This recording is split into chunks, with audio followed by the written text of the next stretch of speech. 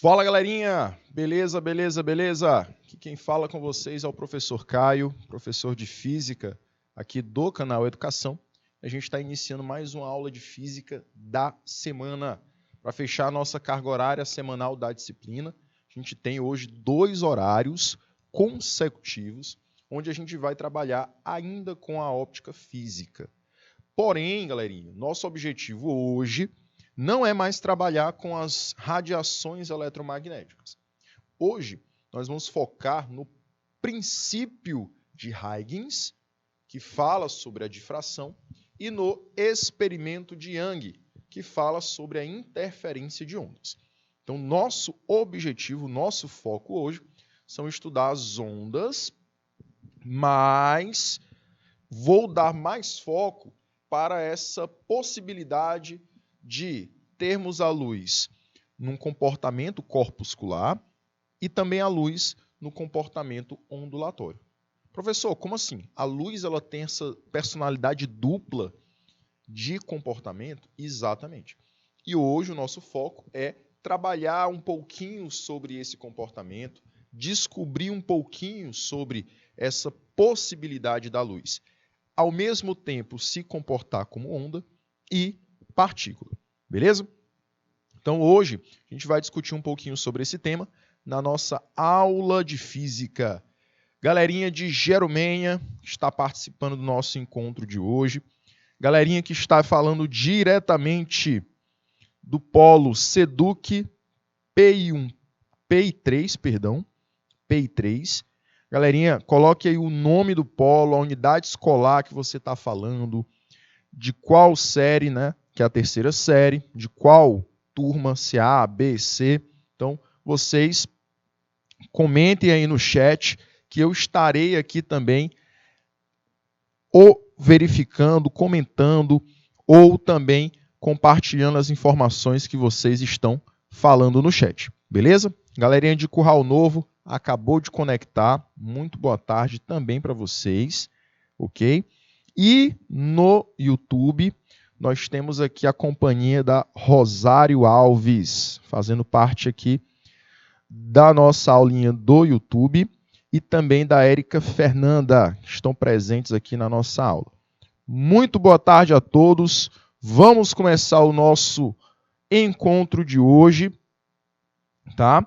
E vamos que vamos falar um pouquinho sobre óptica física, mais precisamente sobre o experimento de Young. Beleza?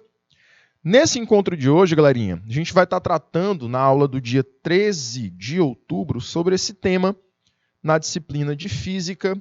Comigo, professor Caio, estará aqui com vocês falando diretamente dos estúdios do canal Educação. Galerinha, na aula de hoje a gente tem os seguintes objetivos. Na verdade, o objetivo, que é perceber que alguns fenômenos da luz são explicados por meio da teoria ondulatória, enquanto outros devem ser considerados a natureza particular da luz. Certo? Então a gente vai compreender que fenômenos eu posso analisar a luz como partícula, que fenômenos eu posso analisar a luz como onda. Beleza? Então a gente vai comentar um pouquinho mais sobre esses fenômenos. Mas antes, eu vou trabalhar com o contexto histórico da situação. Certo? Bom, esse contexto histórico ele vai iniciar no século XVII, onde nesse século ele foi conhecido na física como a descoberta de várias teorias, como a descoberta de vários fenômenos que estão relacionados à luz. Então, nesse século, o que eu já tinha conhecimento? Nós já tínhamos o conhecimento de que Isaac Newton, na época, um físico já conhecido, um físico com teorias bem estabelecidas. Aqui, as 3 leis de Newton, os princípios da dinâmica, já eram bem estabelecidos, já estavam bem explicados lá pelo livro Principia da Matemática, escrito por esse rapaz, o famoso inglês Isaac Newton, que posteriormente recebeu o título de Sir. Beleza? Além disso, tínhamos diversas outras teorias quando se falava da luz. E uma dessas teorias foi estudada também por Newton. A teoria do comportamento da luz como uma partícula. Como assim, professor? Vocês já notaram que a luz está presente em fenômenos como o arco-íris? Já, professor, a gente já estudou isso na óptica, né? Exatamente, lá na segunda série. Vocês lembram da segunda série? Como é que é a formação do arco-íris? Como se dá a formação do arco-íris?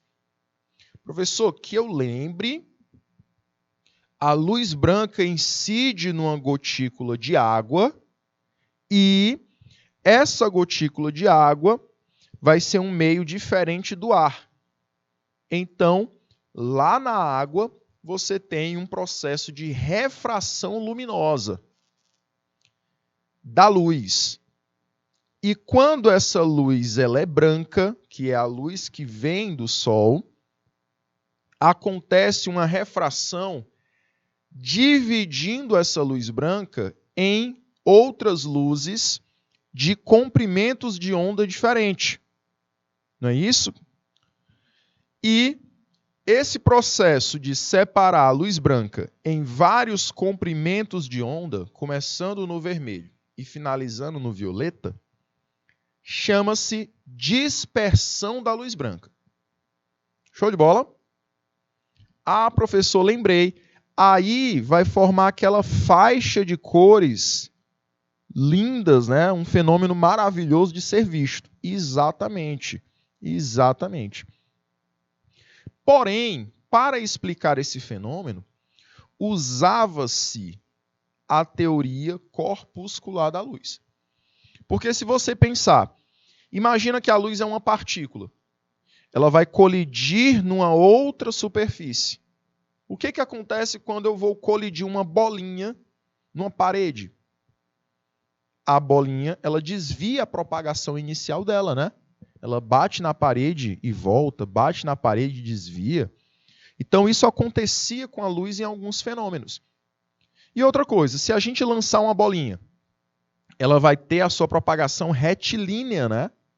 Então, de acordo com a óptica da época, a luz se comportava como uma partícula porque ela poderia sofrer desvios, ela poderia colidir numa superfície e retornar, dando origem ao reflexo.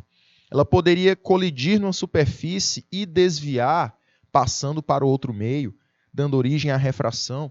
Então, todos os fenômenos que a gente estuda lá na segunda série, eles fazem referência da luz como uma partícula.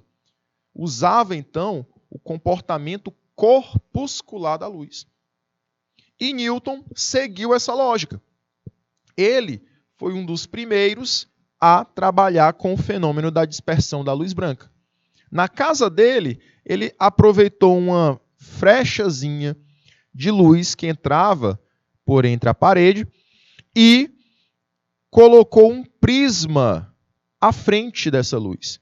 E aí ele percebeu que quando a luz passava por esse prisma, toda a luz branca era separada em vários comprimentos de ondas diferentes. Vermelho, alaranjado, amarelo, verde, azul, anil e o violeta. Beleza?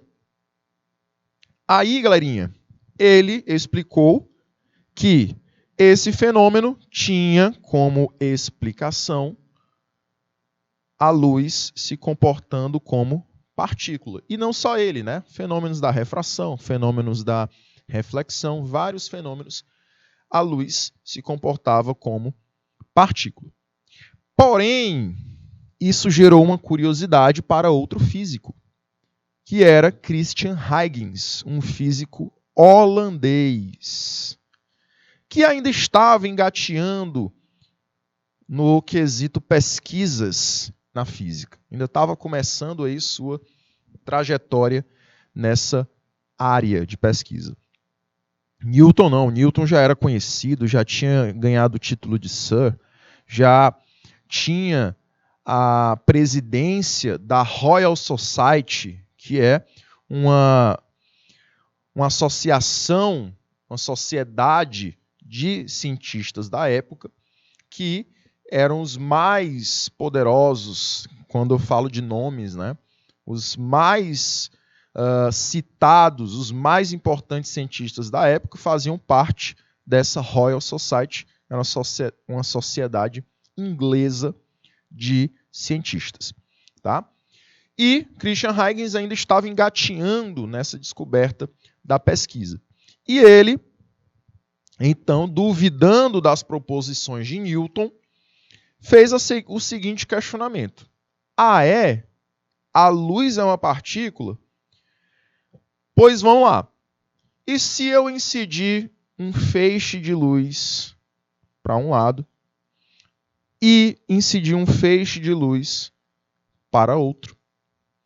Esses feixes se cruzando. Não haverá o quê? Interferência após o cruzamento, né? Nós temos aí o segundo princípio da óptica geométrica, princípio da independência dos raios luminosos. Tá? Os raios luminosos, eles são independentes na sua propagação. Mesmo quando há o cruzamento dos dois, não há interferência entre eles.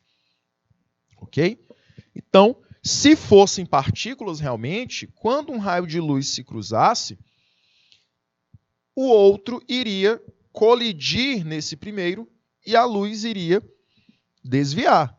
Então, essa foi a primeira lógica dele para duvidar do comportamento corpuscular da luz. E outra coisa, através de experimentos, Christian Huygens também detectou um outro fenômeno, que é conhecido hoje por nós como como difração luminosa. Como é essa difração, professor? Você já percebeu que o som ele consegue passar por obstáculos? Uma pequena frechazinha na parede possibilita a passagem do som. Quando você está ouvindo um vizinho que ligou o som alto e o som da casa dele consegue passar pelas paredes, pelo muro, e chegar até a sua casa, é porque o som ele consegue desviar de obstáculos, assim como todas as ondas. Então, o som ele possibilita o fenômeno da difração, que é essa capacidade da onda desviar obstáculos. Certinho? Christian Huygens também detectou que a luz ela é capaz de passar por esses obstáculos. Por exemplo, você tem um buraquinho no teto, uma goteira. A luz ela consegue passar por esse buraquinho e se espalhar por todo o cômodo. É o que acontece na tua casa quando tem uma goteira, né? O sol do meio-dia, a luz consegue passar pelo buraquinho da goteira e ilumina toda a sala, todo o quarto, não é isso que acontece? Pois é, esse comportamento ele foi explicado por Huygens como um comportamento ondulatório para a luz. Beleza? Então, galerinha de Curral Novo, galerinha de Conceição do Canindé, a terceira série desses polos, a partir daí eu criei uma briga, né? Eu criei uma rixa desses dois. Dizem que depois do Christian Huygens ter ido contra Newton, Newton mandou retirar todas as referências que existiam a Christian Huygens lá na Royal Society. Olha para você ver como o ego de Newton era forte, né?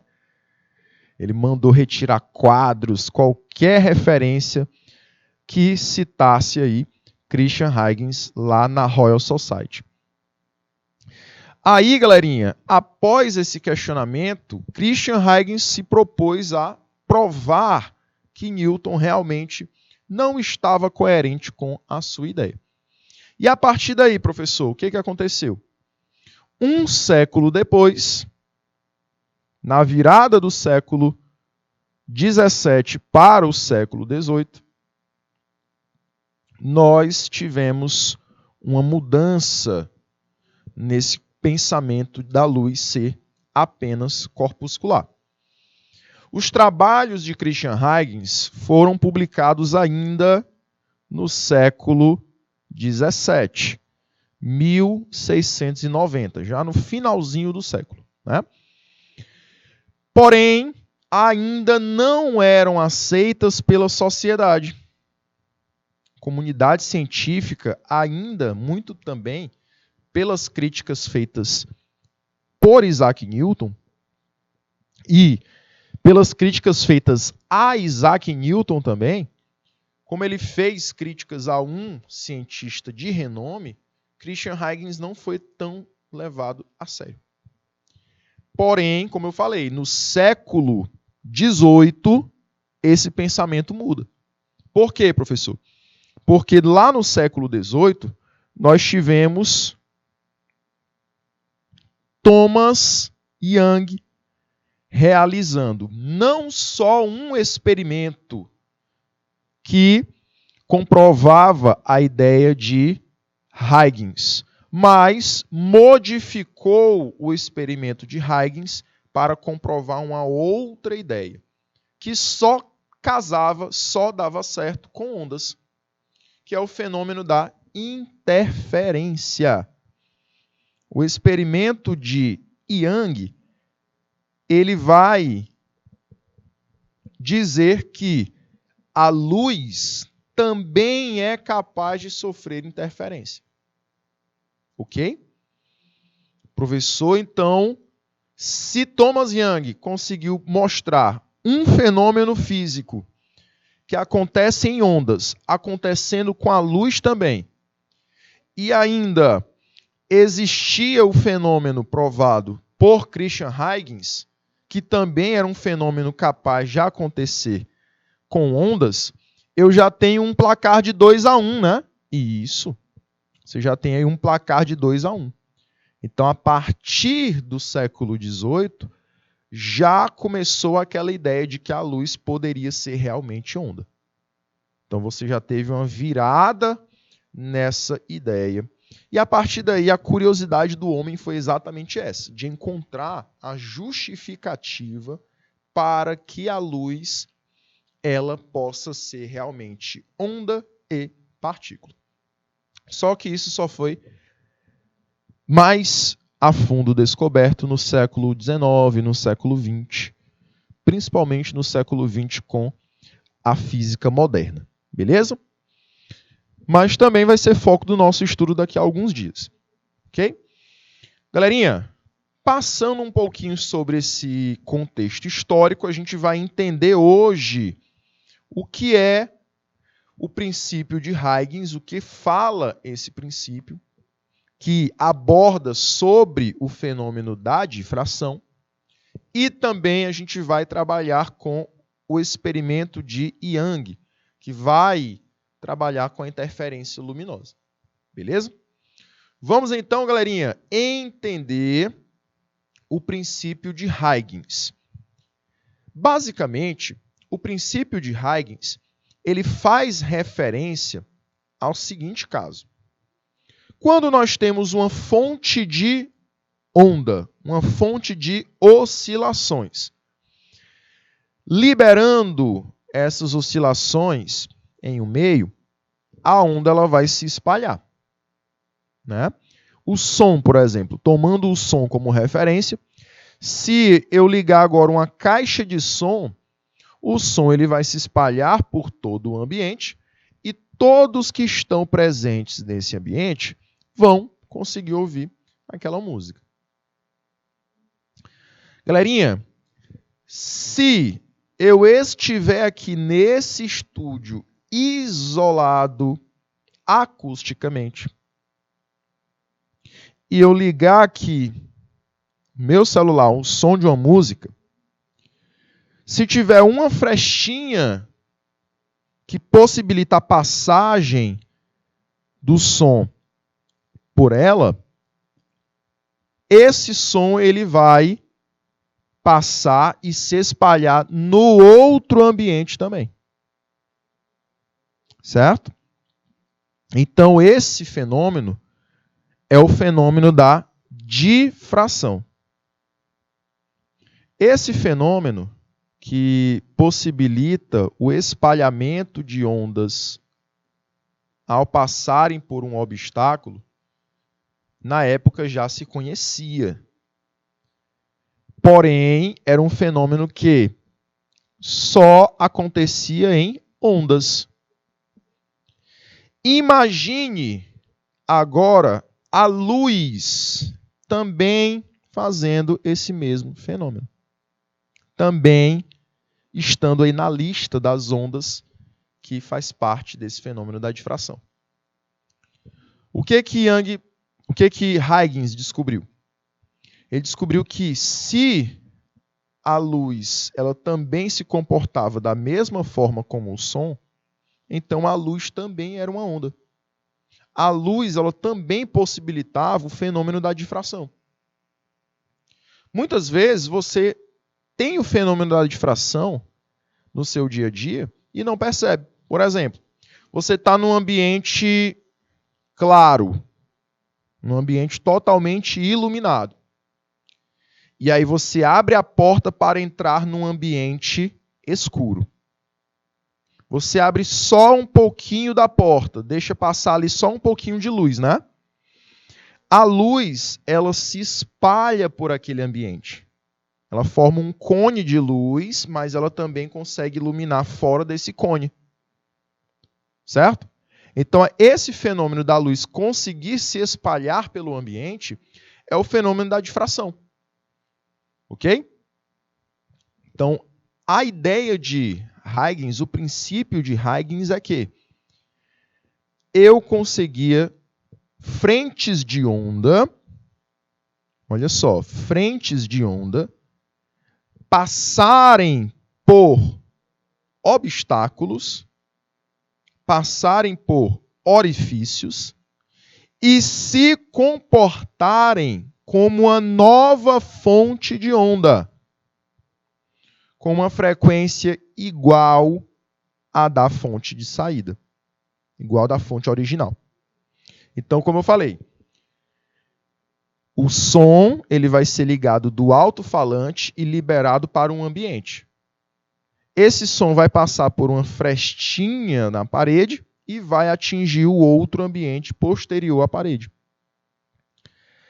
A partir da parede, eu terei um som, como se a parede fosse a fonte, saindo dela, saindo da parede esse som, e esse som, essa onda, ela vai se espalhar com a mesma frequência do som que está saindo do alto-falante.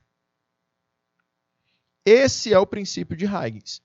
O obstáculo ele vai só desviar a onda, fazendo ela se espalhar e só possibilitando a sua transferência de um meio para outro, de uma região para outra. Porém, a onda vai continuar com a sua propagação igual à original, com sua frequência igual à original. Certo? Ok, Amanda? Galerinha, e esse princípio da difração? Esse princípio da difração, ele está sendo exposto aqui. Agora, olha só. Olha o que acontece nele. Você tem um obstáculo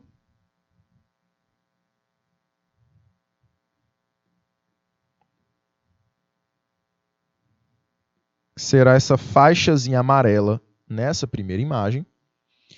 E o que vai acontecer, professor? Eu vou emitir várias ondas.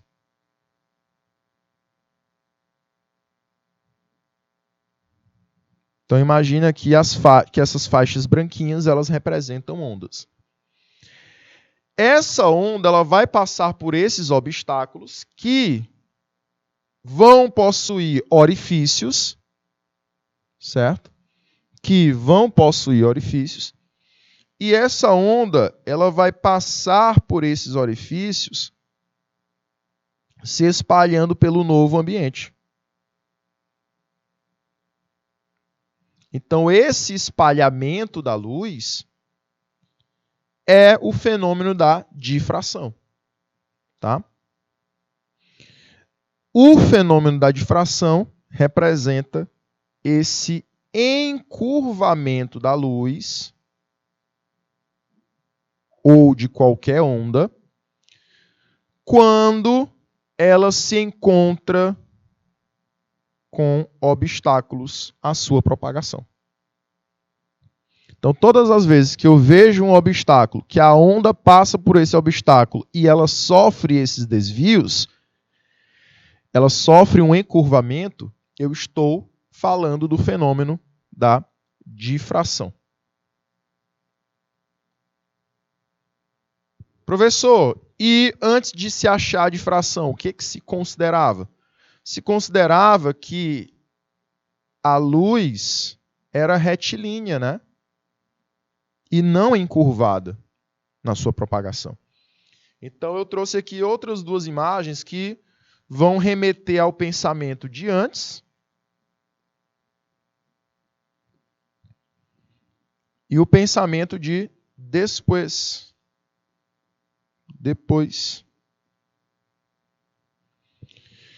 O pensamento de antes era o seguinte: o pensamento era que se eu tivesse esse primeiro obstáculo aqui, esse obstáculo A, e um outro obstáculo B, o que ia acontecer?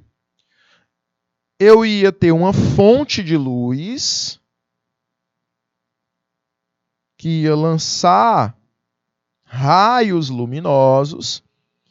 E como a luz se propaga de forma reta, se pensava que no formato que eu tivesse de orifício, a imagem formada no último obstáculo, que é o obstáculo B, essa luz iria ter a mesma dimensão e o mesmo formato do orifício do obstáculo A. Então, se eu tivesse uma luz passando por um coraçãozinho,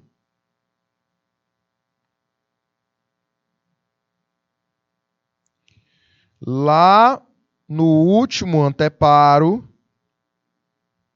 eu também teria um coraçãozinho no mesmo tamanho do orifício. Certo? Isso porque os raios de luz são retilíneos. Eles vão passar por todo o orifício, formando cada raiozinho de luz o formato do coração.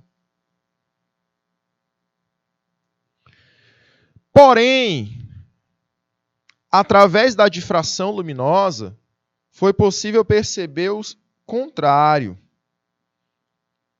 Que eu tenho uma fonte que vai ser lançada até um anteparo A com um orifício e vai incidir no anteparo B.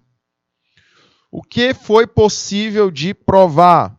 Foi possível que, mesmo que eu tenha um orifício bem pequeno por onde a luz vai passar, vai haver o espalhamento desses raios de luz. E eu vou acabar formando uma imagem bem maior, muito maior, do que o formato do orifício por onde a luz passou inicialmente. Ok? Então, esse fenômeno de espalhamento da luz é o fenômeno que nós chamamos de difração luminosa. Beleza, jovens?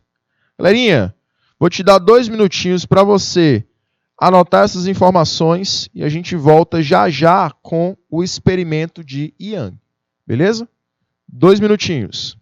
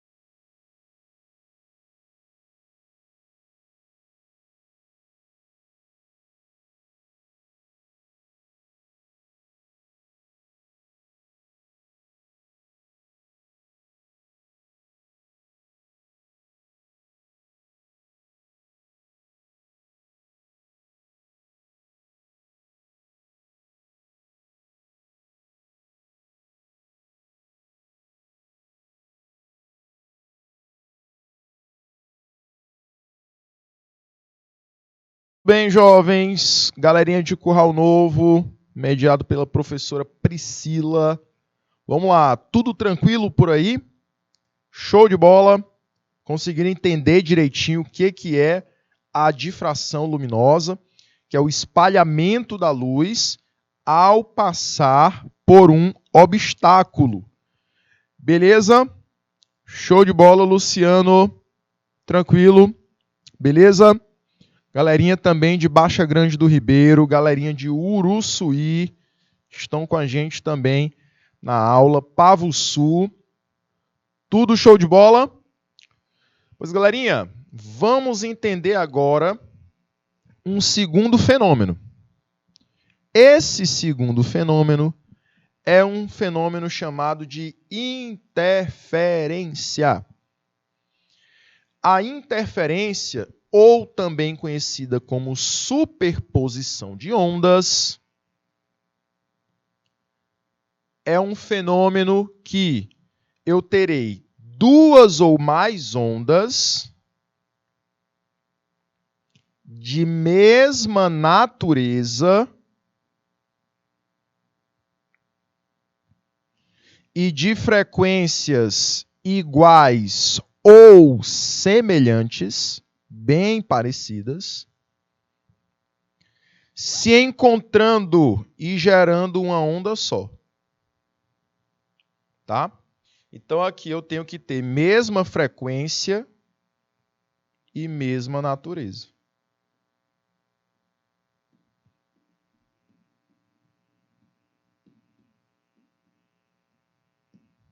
Beleza? Deixa eu até anotar aqui melhor para vocês. Mesma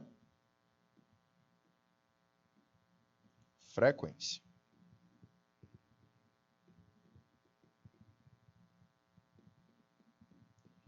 Professor, me dá aí uma situação para ver se eu já percebi a interferência de ondas no meu dia a dia? Bora lá. Já deve ter percebido que quando você tenta conectar numa rádio, em algumas situações, você até acha a rádio que você quer, até começa a curtir lá a música que você quer ouvir, porém fica uma outra música no fundo? Já presenciaram essa situação? Tá aqui você ouvindo o seu pop rock e um forró atrás. Rapaz, até onde eu sabia, Skank não tocava forró não, professor. Pois é, então imagina você ouvindo Skank e atrás Avião do Forró, calcinha preta. Então já aconteceu essa situação com você e você nem percebeu. Você, eita, rádio ruim, tentou foi mudar. Mas na verdade ali era uma interferência de ondas.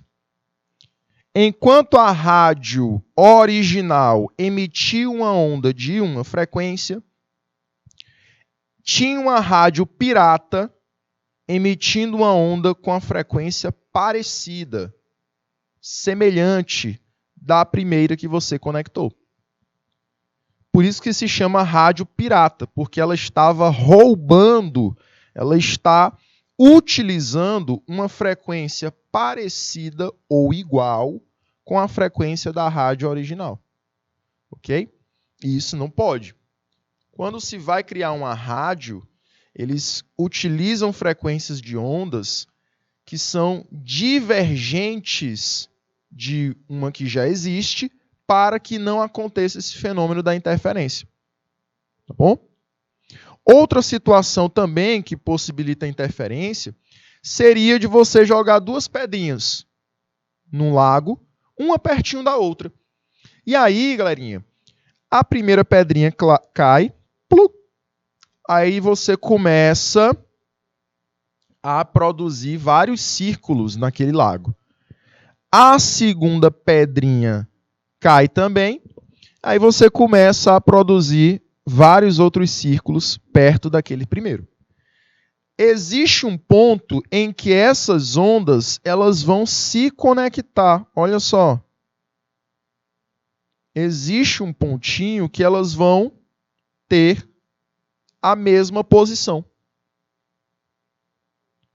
Então, galerinha, nesse caso aí, você tem um fenômeno de interferência. Duas ondas de mesma natureza, ou seja, as duas são natureza mecânica ou eletromagnética, e as duas com a mesma frequência também, no caso, as duas aqui na água, a água vai emitir ondulações de mesma frequência, elas vão estar ocupando a mesma posição. Então, elas vão produzir interferências. Certo, Érica? Exatamente, existem as rádios piratas. São rádios que são criadas, normalmente sem autorização. Então, a pessoa cria ali uma rádio e a frequência é parecida ou bem próxima de uma rádio que já existe, que a frequência dela já é previamente conhecida. Então, você meio que se aproveita do sinal daquela primeira. Tá bom? Beleza? Já aconteceu também em algum filme você observar ali que uma pessoa está usando um aparelho, né, de áudio para se conectar com uma segunda pessoa, um walkie-talkie, e existe aí uma terceira pessoa pegando ali a frequência delas. Aí a terceira pessoa fala ali uma mensagem, fala ali com a voz dela assustadora, né? Normalmente isso acontece em filmes de terror. E aí as pessoas ficam, meu Deus, quem é essa terceira pessoa?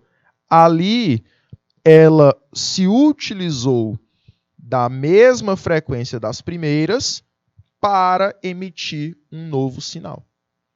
Então, ali naquele caso, você teve uma interferência também de ondas. Certo? Outro caso também de interferência, que esse caso poucas pessoas sabem, mas agora vocês vão saber, é que nas cabines de aviões, você não tem a entrada de ruídos das turbinas para os pilotos, porque isso pode acabar desconcentrando eles no voo. Então, o que acontece? Quando o avião ele liga, as turbinas elas entram em funcionamento, elas vão emitir aquele ruído, né, que de longe ainda assim dói os nossos ouvidos. Então, para que aquele ruído não chegue até os pilotos, existe um aparelho na cabine que emite o mesmo som, porém com amplitude invertida. Por exemplo, a amplitude de oscilação da onda emitida pela turbina é uma amplitude de oscilação para cima e a da onda emitida pela cabine é uma amplitude de oscilação para baixo. A amplitude para baixo é negativa, a amplitude para cima é positiva. Então elas vão acabar se cancelando.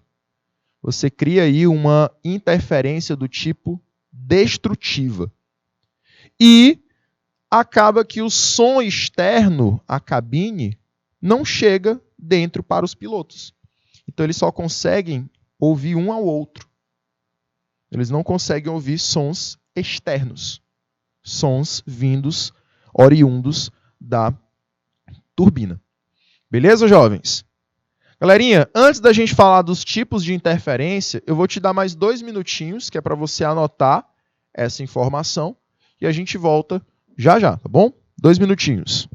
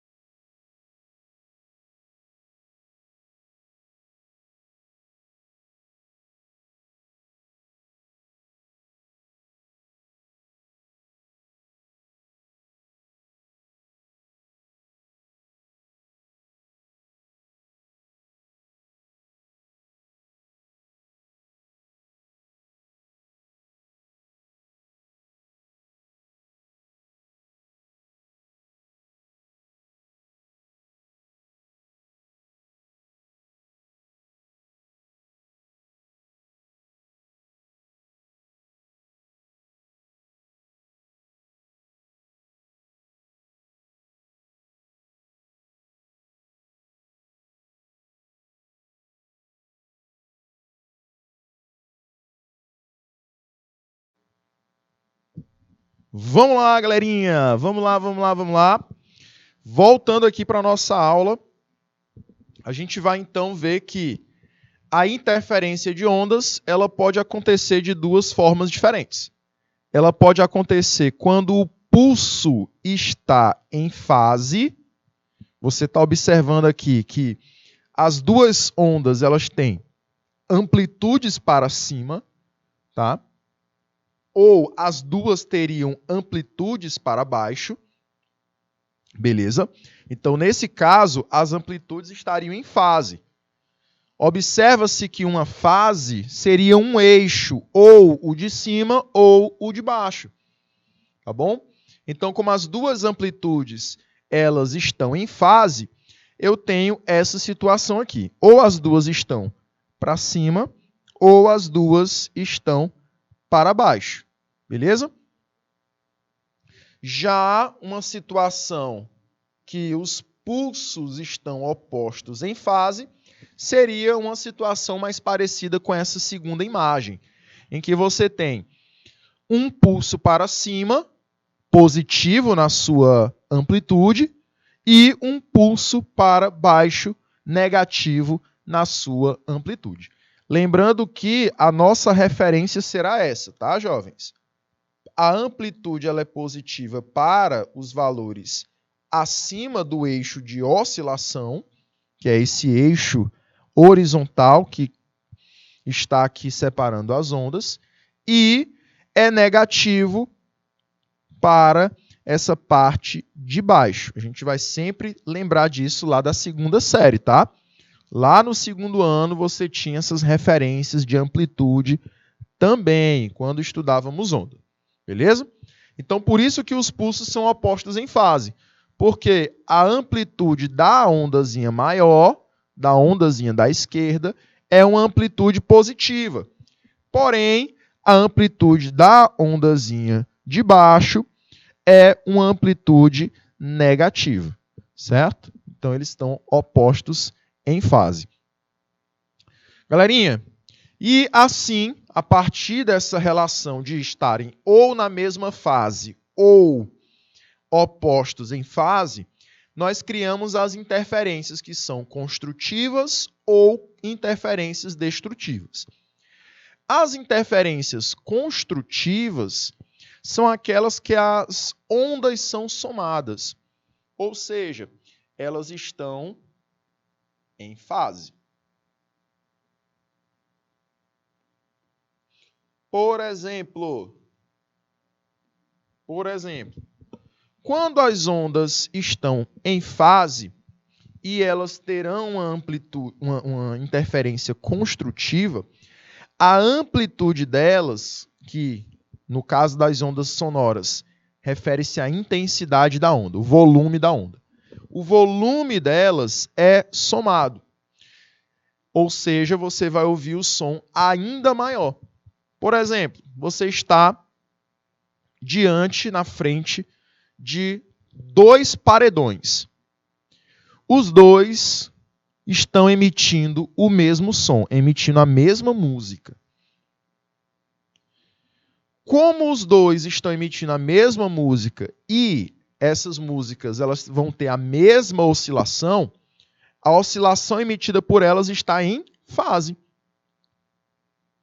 Então, no momento que houver interferência, no momento que você se colocar entre as duas fontes, você vai perceber que a música ela parece que tem uma intensidade maior. Ou seja, o volume da música vai parecer maior, vai parecer mais intenso. Por quê? Porque eu vou ter um carro de som produzindo uma amplitude e o outro carro de som vai produzir uma mesma amplitude, já que a música é a mesma. Então, eu terei os dois carros produzindo, num certo momento, uma interferência. E aí eu vou observar que essa interferência terá uma amplitude somada. A amplitude resultante será a soma da intensidade sonora do primeiro carro de som mais a intensidade sonora do segundo carro de som. Então você vai achar que o volume da música está maior. Você vai interpretar como se o volume estivesse bem maior. Certo? Professor, e a interferência do tipo destrutiva? A interferência do tipo destrutiva, uma onda vai diminuir ou até zerar a amplitude da outra onda. Certo?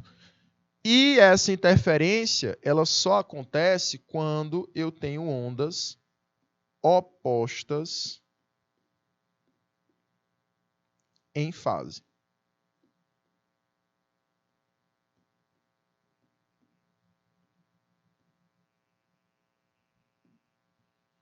Quando essas ondas estão opostas em fase, aí sim eu tenho amplitudes inversas, e nessa situação eu terei ou diminuição das amplitudes ou até amplitudes zeradas. Por quê, professor? Porque uma onda vai ter amplitude positiva, a outra onda vai ter amplitude negativa. Se as duas tiverem a mesma amplitude, mais A com menos A dá zero. Então, durante a interferência, eu tenho uma subtração das amplitudes. Durante a interferência construtiva, eu tenho duas ondas em fase. Então, a primeira produz uma amplitude mais A, a segunda também vai produzir uma amplitude mais A. Quando elas interferirem, o resultado será produzir uma amplitude de 2A. Então, na verdade, eu tenho aí um aumento da intensidade sonora produzida por essas ondas. Beleza, jovens? Show de bola. Deu para entender, galerinha, a questão da interferência construtiva, da interferência destrutiva? Conseguiram entender direitinho? Show de bola.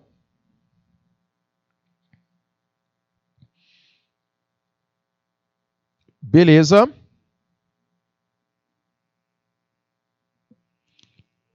Vou prosseguir aqui, viu, jovens? Lembrando que na destrutiva, como são opostas em fase, né? A gente tem, no momento da interferência, mais A com menos A. No momento exato da interferência. Professor, e depois da interferência? Depois elas continuam na sua propagação igual, né?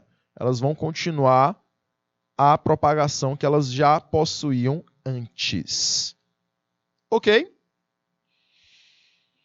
Galerinha, vamos então finalizar o nosso encontro número 1 de hoje. Depois a gente vai ter uma segunda aula, falando aqui nessa primeira aula sobre a experiência de Young. A experiência de Young nada mais é que um experimento que comprova a interferência da luz.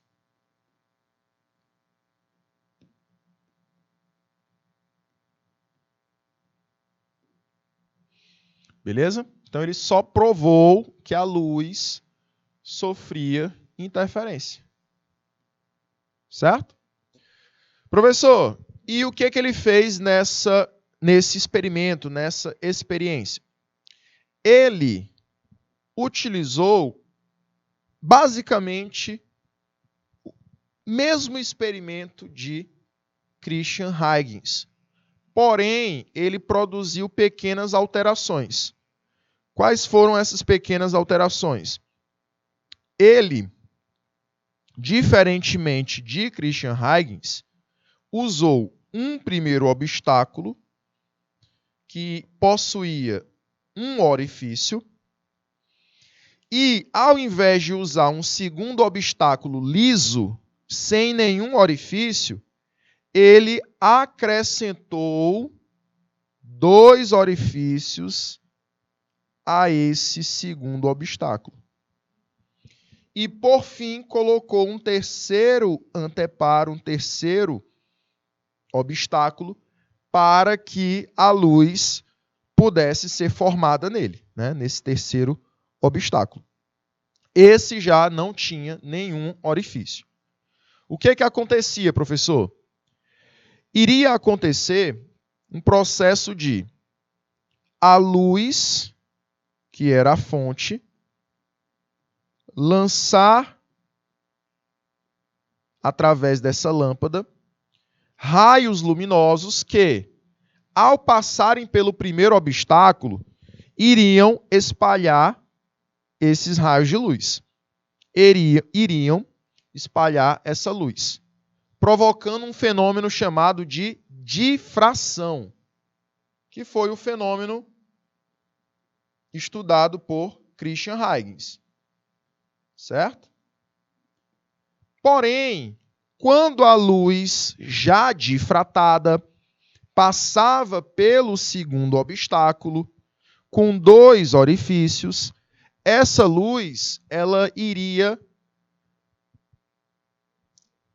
passar por esses 2 obstáculos e se comportar como se fossem 2 fontes de luz diferentes. 2 fontes de luz diferentes. Ou seja, essa primeira iria produzir espalhamento da luz de uma forma, e esse segundo orifício iria provocar um espalhamento da luz de outra maneira. Então aqui você teria, galerinha, um momento em que a luz iria se encontrar, iria causar uma interferência de um raio luminoso com outro raio luminoso e iria provocar, então, uma interferência da luz. Qual o resultado disso, professor? O resultado desse experimento é que no terceiro anteparo, no anteparo C, eu iria ter manchas escuras e manchas claras nesse terceiro anteparo. Eu teria interferências máximas e interferências mínimas nesse terceiro anteparo. Então, ele verificou que eu teria faixas com e sem luz, e isso demonstrava, através desse experimento, que eu tinha, então, uma interferência luminosa. Perfeito? Então, basicamente, esse foi o experimento de Young. Colocar um orifício igual ao de Christian Huygens e depois acrescentar um segundo obstáculo com 2 orifícios. O primeiro obstáculo produzia difração, enquanto o segundo produzia interferência. Beleza? Galerinha, a gente vai então finalizar o nosso primeiro encontro por aqui. Depois a gente continua na segunda aula, certo? Ficamos por aqui na nossa primeira aula. Já já a gente está de volta. Daqui a 2 minutinhos. Não sai daí, tá bom? 2 minutos, voltamos já já.